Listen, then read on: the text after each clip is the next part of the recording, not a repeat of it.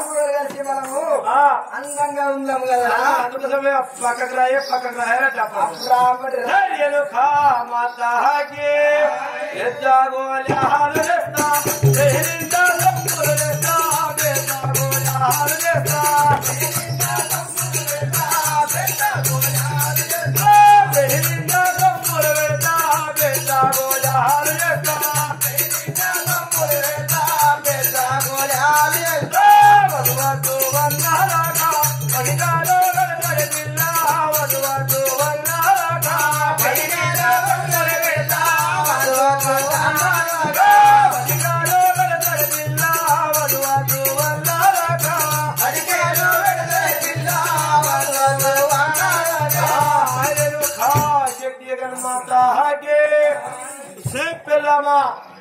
పెద్ద గోళాలు చేసి మహత్వము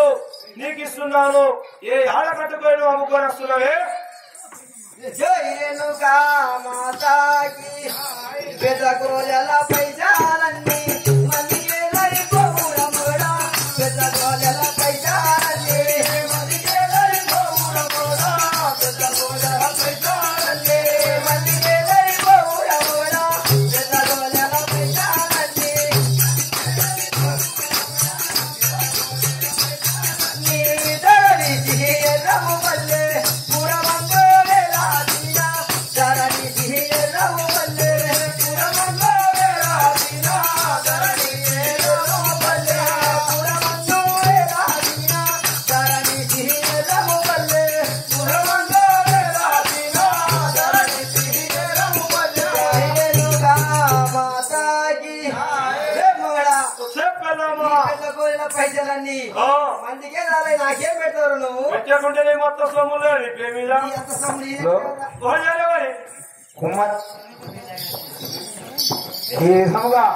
కుమ్మరి వారు మాత్రము ఈ యొక్క మామూలు వారి జీవనం సాగిస్తున్న సమయం లోపల